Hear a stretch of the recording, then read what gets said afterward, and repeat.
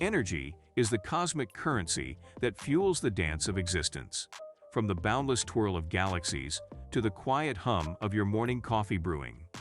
Energy is the driving force behind all physical processes, from the movements of celestial bodies to the everyday activities that shape our lives. But do you know where you get the energy, or in simple terms, electricity? Whether this source is clean and safe for the Earth? Join us on a journey through the tiers, exploring the efficiency and prowess of the energy sources. Like the video and subscribe to our channel, and let the electrifying countdown begin. Energy sources are categorized into different tiers based on how good they are for our environment. The SABCDF tiers are a way of categorizing or ranking items or concepts, often based on their quality, effectiveness, or other relevant criteria. Each letter represents a tier, and the tiers are typically arranged in order of increasing or decreasing quality or effectiveness. S tier, superior or superlative, often used to designate the best of the best or the cleanest source of energy. A tier, excellent or very good. Energy sources in this tier are considered top-notch. B tier, good or above average. Energy sources in this tier are considered solid but may have some room for improvement. C tier, average or acceptable, represents a moderate level of quality or effectiveness. D tier, below average or poor. Energy sources in this tier are considered subpar or not very effective. F tier, fail or failing. Energy sources in this tier are considered unacceptable or ineffective. Let's begin with the lowest tier F, representing the non-renewable sources of energy. Coal is a non-renewable resource that is finite and cannot be replenished on human timescales. Coal presents an intriguing narrative as it originates from the remnants of trees in the Carboniferous period, shielded from decay by acidic water or mud. The conversion of dead plant matter to peat, buried under layers of sediment, results in the formation of coal. Despite its fascinating origins, the mining and combustion of coal inflicts severe environmental damage, releasing around 1 kg of CO2 per generated kilowatt-hour, making it a significant contributor to climate change. The process of extracting, transporting, and burning coal is resource-intensive and can have a high environmental footprint. The overall energy return on investment for coal may be lower compared to cleaner energy sources. Crude oil shares similarities with coal, deriving from buried dead organics. Crude oil is a finite and non-renewable resource. Unlike coal, crude oil's versatility in producing various fuels, plastics, and asphalt makes it challenging to eliminate. However, its usage contributes to environmental harm, causing spills, air pollution, and habitat destruction. While a notch above coal, crude oil still falls short of being deemed epic F. Piezoelectric. Imagine dance floors that aren't just for dancing but also for generating electricity. Some dance floors are super smart and use special materials like topaz, quartz, and even cane sugar. These materials have a cool trick. When you step on them or apply pressure, they produce an electric charge. Okay, let's break it down. There are certain materials, like specific crystals or ceramics, that can create electricity when you squeeze or press them. It's like a magical power they have.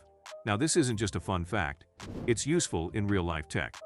There's something called a piezoelectric generator that takes the movements or vibrations, like dancing on a floor, and turns them into electrical energy. So, while these dance floors may not be powering entire cities, the idea is pretty nifty.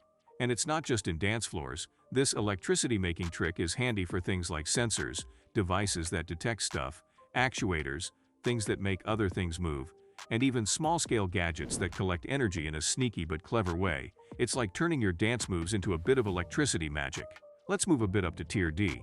Natural gas. Positioned a tier above its fossil fuel counterpart, natural gas, primarily composed of methane, burns with a cleaner profile, releasing a third less CO2 per joule compared to oil. Nevertheless, the extraction process, which includes hydraulic fracturing or fracking, raises environmental and health concerns, such as venting methane directly into the atmosphere or burning it without utilization. Wave farms strive to harness the powerful energy of ocean waves. Positioned along coastlines, these farms typically consist of arrays of devices designed to capture and convert the energy from the motion of waves into electrical power. The devices may vary in design, ranging from floating structures on the water's surface to installations on the seabed. As waves move these structures, mechanical components, such as turbines or pistons, transform the motion into rotational energy that drives generators, producing electricity. Wave farms are considered a promising renewable energy source, offering a consistent and predictable energy output due to the reliability of ocean waves. However, challenges such as the harsh marine environment, maintenance costs, and potential impacts on marine ecosystems need to be addressed for widespread adoption and success. Here we reach the C tier. Biofuels, including biodiesel and vegetable oil, offer diverse alternatives to fossil fuels. This wider range positions them as a credible direct replacement, sourced more sustainably, capturing carbon emissions from the atmosphere. Biofuels utilize organic waste, reducing landfill contributions. Yet, large-scale farming for biofuels has led to deforestation and habitat destruction, potentially outweighing the benefits. Land wind farms, similar to wave farms but harnessing atmospheric movement instead, face limitations due to manufacturing, transportation, and the inefficiency of larger turbines. The turbulence between turbines also impacts their efficiency, necessitating sprawling, aesthetically pleasing wind farms to meet demand. Hydroelectric dams maximize the energy content of flowing water by controlling its height and volume, allowing control over energy production and downstream water levels. However, they come with significant ecological consequences akin to wave farms. Despite supporting agriculture and freshwater storage, careful consideration and compensation for environmental impact remain crucial. Hydro dams earn a solid C+. Offshore wind farms. Wind farms in the ocean leverage stronger and more consistent offshore wind currents year-round, thanks to their distance from the coast and freedom from terrain constraints. Larger turbines, especially in concept designs, can offer twice the power of currently deployed onshore designs, offsetting the higher costs associated with building and transporting offshore turbines. While the effects on marine life are not fully understood, potential stress on fish and birds from noise and vibrations raises concerns. Moving on to B tier, hydrogen fuel cells utilize the most common element in the universe, hydrogen, known for its high combustibility. When burned with oxygen, the byproduct is water vapor, making it a cleaner alternative to traditional combustion engines. Hydrogen fuel cells operate similarly to batteries, generating electricity by making hydrogen and oxygen interact. Although hydrogen generation poses challenges on Earth, either through electrolysis, biological means, or extraction from fossil fuels, fuel cells offer an efficient and environmentally friendly option. The main hurdle lies in the current limitations of viable hydrogen extraction methods, placing hydrogen fuel cells in a promising position in a cleaner society. Geothermal. Geothermal power plants use the intense heat beneath the Earth's surface to generate electricity. They do this by pumping water into the ground, turning it into steam, and using the steam to spin turbines.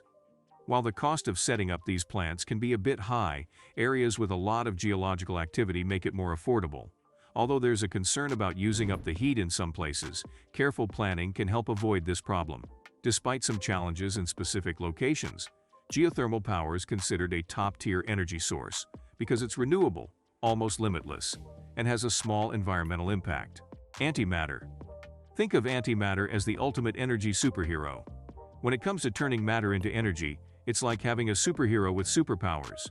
However, there's a catch. It's a bit like handling a superhero with explosive tendencies. Imagine you have a special substance called antimatter, and when you bring it close to regular matter, like the stuff we're made of, they don't just peacefully coexist. Instead, they go through a super dramatic explosion, releasing a ton of energy. It's like trying to bring two opposing forces together. Boom. Now, this explosion is incredibly powerful and efficient at turning matter into energy, making it a top-notch energy source. However, the tricky part is creating and controlling antimatter without causing havoc because, as soon as it touches regular matter, things get explosive. So even though antimatter has this amazing potential to be the energy superhero, the challenges and costs of dealing with its explosive nature and producing it in large quantities put it in the A tier, acknowledged for its potential greatness, but still facing some significant hurdles. Deep ocean turbines. Picture this. Deep in the ocean, there are special turbines that act like underwater windmills, capturing the energy from powerful ocean currents. These turbines are strategically placed away from most marine life to avoid any disruptions. Even though they are still in the early testing stages, they hold a lot of promise as a cleaner energy source. So, while they are still being experimented with, The potential benefits of these deep ocean turbines make them look like a more promising option compared to the usual hydroelectric power we're familiar with. Cold fusion. Cold fusion is like a game-changing idea in the world of energy. It's this concept where nuclear power, which usually needs really high temperatures, could potentially happen at room temperature. And the best part? It could create power with very little waste, which would be fantastic for the environment. One of the coolest things about this idea is that it could use hydrogen from seawater to make energy. And guess what? There's a whole lot of seawater, so in theory, we'd have an almost endless supply of fuel. But here's the catch, it's still more of an idea than a reality. There have been experiments and tests, but they haven't quite worked out as expected. And now finally, the holy grail of energy sources, the S-tier.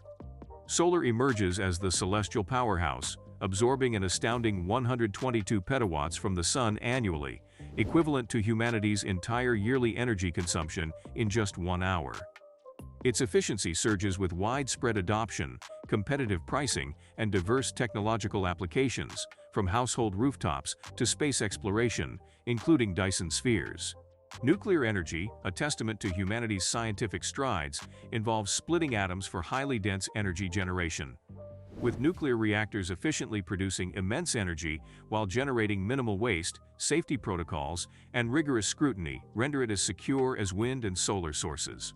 Fusion, the theoretical pinnacle of nuclear energy, offers 1,000 times more energy per kilogram without the same waste concerns as fission.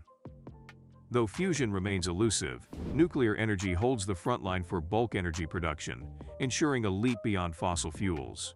Now, venturing into the realm of hypothetical futuristic energy sources, black holes emitting Hawking radiation present a fascinating concept. Back in 1974, physicist Stephen Hawking proposed a mind-bending idea called Hawking radiation. It's a theoretical concept suggesting that even black holes might actually emit particles and gradually lose mass over time. Here's the cosmic magic. Near the edge of a black hole, called the event horizon, some wild quantum effects occur. Pairs of particles and antiparticles spontaneously pop into existence, and one of them falls into the black hole while the other manages to escape. This escaping particle is what we call Hawking radiation. Now the cool part is that, in theory, this process could provide a way for black holes to lose mass and energy over time. And if we could somehow harness this, especially with smaller black holes, it might offer intriguing energy possibilities. But, and it's a big but, right now, it's more of a fantastical concept than a practical reality for us. The challenges and feasibility for humanity are pretty far out there. What's your take on the current energy landscape, and which source do you believe holds the most promise? Drop your comments below. Don't forget to hit the thumbs up if you enjoyed the discussion, and subscribe for more fascinating insights. Let's build a community passionate about shaping a sustainable future together.